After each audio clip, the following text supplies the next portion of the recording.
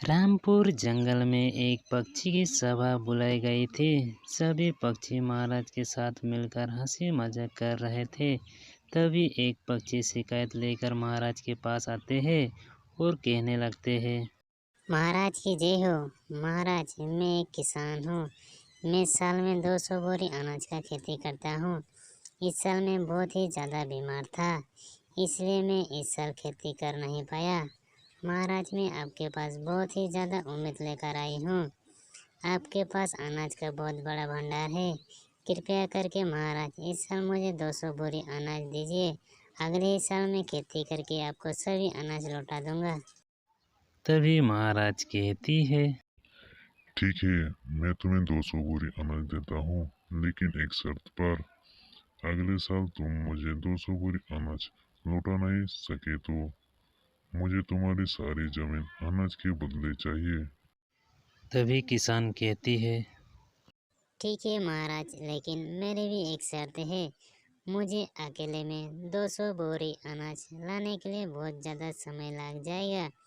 आप कृपया करके फसल जैसे ही तैयार हो जाएगा, आप आकर देख लेना और कुछ लोगों को फसल लाने के लिए भेज देना। किसान महाराज के पास से अनाज लेकर घर आ जाते हैं। अगले ही साल किसान खेत में सुबह से शाम तक काम करने लगती है। किसान बहुत ही मेहनत से खेती करने लगते हैं। कुछ महीनों के बाद किसान के खेत में फसल बहुत ही अच्छा होता है। कुछ दिन बाद किसान महाराज के पास आते हैं और कहते हैं, महाराज की जय हो। महाराज, कृपया करके आप मेरे साथ चले।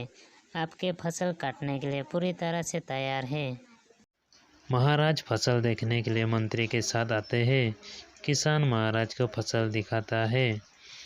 महाराज फसल देखकर किसान से कहते हैं, मुझे तुम पर थोड़ा सा भी भरोसा नहीं था कि एक साल में तुम मुझे 200 बोरी अनाज लौटा सकते हो, लेकिन तुमने सभा में जिस तरह वचन किया था वो वचन आज तुमने पूरा किया, इसलिए मैं तुम्हें थोड़ा सा और अनाज दूंगा।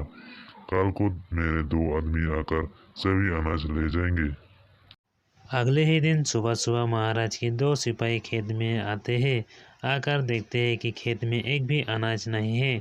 यह देखकर दोनों तुरंत जाकर महाराज से कहती है, महाराज की जय हो। महाराज, आपके आदेश अनुसार हम दोनों खेत में गए थे, लेकिन खेत में एक भी अनाज नहीं है। किसान ने हमारे साथ छल किया है। तुम दोनों तुरंत जाकर किसान को बंदी बनाकर मेरे पास लाओ। महाराज के आदेश अनुसार दोनों सिपाही किसान के घर जाते हैं। दोनों सिपाही किसान को बंदी बनाकर महाराज के पास ले आते हैं।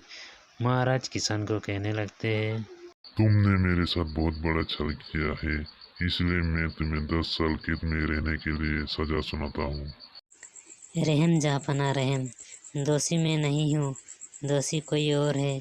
आप क्रोध में गलत फैसला ले रहे हैं। महाराज, आपको तो पता है कि मैं अकेला हूँ। मैं अकेले में एक ही रात में 200 बोरी अनाज का फसल कैसे चुरा सकता हूँ। इसमें ही जरूर आपका ही किसी बड़े आदमी का हाथ है। तब महाराज कहते हैं, तुमने फसल चोरी नहीं किया है तो फसल किसने चोरी किया है मुझे बताओ। महाराज, हमारे गांव में सभी किसान हैं और एक किसान दूसरे किसान का अनाज कभी भी चोरी नहीं करते हैं, क्योंकि किसान को मालूम होता है कि खेती करने में कितना ज़्यादा मेहनत लगता है। और एक बात, एक ही रात में 200 बोरी अनाज का फसल कुछ ही किसान मिलकर चोरी कर नहीं सकते हैं। इसलिए महाराज, मैं पूरे दावे के साथ कह सकता हूँ कि आपका अनाज आपका ही किसी ने चुराया है। किसान की बात सुनकर महाराज कुछ देर सोचते हैं और कहने लगते हैं, हमारी सभी सेना की टुकड़ी में से एक एक सैनिक मेरे सामने हाजिर हो। महाराज के आदेश आते ही एक एक करके कुछ सैनिक हाजिर हो जाते हैं। तब महाराज कहते हैं, सैनिकों, किसान को संदेह है कि अनाज तुम में ही से किसी ने चुराया है। मैं तुम लोगों को सजा तो नहीं दूंगा, क्योंकि तुम लोगों को किसी ने चोरी करने के लिए बोला था, इसलिए तुमने चोरी किया।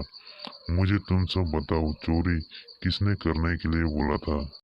तभी एक सैनिक आगे आ जाते हैं। सैनिक को देखकर महाराज के मंत्री बहुत ही ज़्यादा डर जाते हैं और कहने लगते हैं, रहम जापना रहम, मुझसे बहुत बड़ी भूल हो गई है। मैं कुछ पैसे के लालच में पूरी तरह से अंधा हो गया था, इसलिए मैंने गांव में कई बार चोरी करवाया है और इस बार आपका फसल भी मैंने ही चुराया है। क्या गांव में फसल का चोरी कई बार हुआ है? तब किसान कहते हैं, हाँ महाराज, गांव में फसल का चोरी कई बार हुआ है। गांव का किसान शिकायत लेकर जब भी आपके पास आते थे, हर बार मंत्री किसान को रोक देते थे। मुझे माफ़ करना महाराज, मैं एक किसान नहीं हूँ। मेरा नाम बीरबल है, मैं दूसरे गांव का हूँ। मैं जब गांव घूमने के लिए आया था, तभी कुछ किसान को बात करते हुए सुना कि हर साल हमारे गांव में फसल का चोरी होता है। हमने कई बार शिकायत लेकर महाराज के पास गए हैं, लेकिन हर बार मंत्री हमें रोक लेते हैं और कहते हैं हर छोटी छोटी बात महाराज से कहना जरूरी नहीं है। मैं बहुत ही जल्द चोर को पकड़कर आप लोगों के सामने हाजिर करूंगा, कहते हैं, लेकिन मंत्री ने अभी तक चोर को पकड़ा नहीं है। कहीं हमारी फसल चोरी के पीछे मंत्री का हाथ तो नहीं है? इसलिए महाराज मैंने चोर पकड़ने के लिए आप ही का अनाज का इस्तेमाल किया और चोर पकड़ा गया। मुझसे कुछ भूल हुई है तो महाराज मैं सजा के लिए तैयार हूँ। तुम्हें सजा तो मिलेगी। आगे वीडियो देखने के लिए हमारे चैनल को सब्सक्राइब करना मत भूलना।